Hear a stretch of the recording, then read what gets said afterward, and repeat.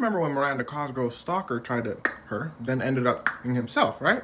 Let me explain. See, Miranda had a problem. She just kept getting stalked. Yeah, she didn't only have one stalker, but we'll get to that in a second.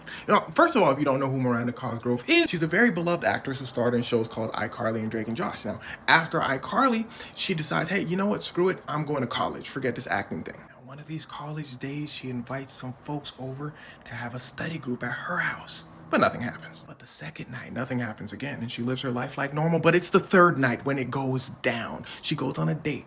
The date's pretty bad. So she decides to go to her parents' house, not her house. Ring, ring, ring. She gets a call. It's from the police. They say, yo, Miranda. She goes, what's good, Playboy? They say, yeah, somebody just themselves in front of your crib. Do you know anything about this? She goes, absolutely not. I'm at my parents' house, not my house. And this is where everything in the story ties in. Remember how I told you she was having a study group with some folks? Well, I didn't say that for no reason.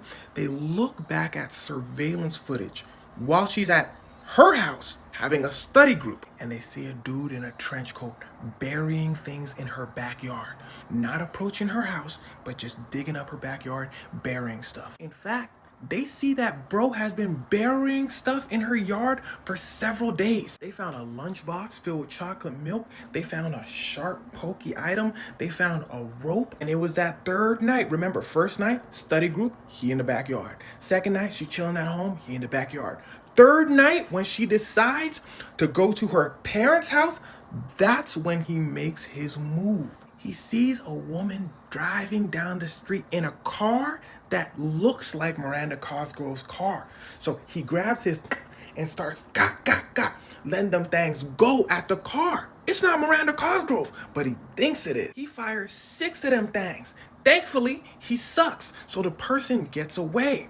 Dude goes, oh snap, and decides his only course of action is to light himself up and himself. And that's when Miranda Cosgrove gets the call like, yo, somebody just, you know what I'm saying? Now, it's been about 8 years since this has happened, and as you can imagine, this still affects Miranda Cosgrove to this day. She still stays at her parents' house a lot because she's had multiple stalkers. Back when she was first starting college, 2 years before the dude himself in front of her house, this dude started stalking her. And yes, these are 2 separate stalkers because Miranda gets a restraining order on bro, and then they throw bro into a psych ward because he was wilding. And while this stalker was in a psych ward, the other stalker is the one who showed up to her crib and himself. Now, for anyone out there who has experience with this stuff, I'm sure they could tell you it's very tough to deal with the stalker as far as the law is concerned. You need a bunch of proof, and then after all that proof, you get a paper saying if they do something to you, that's when you can report it. And by then, it might be too late. So if anything like this has happened to you, then I'm truly sorry it has, and hopefully those laws get sorted out a little better in the future.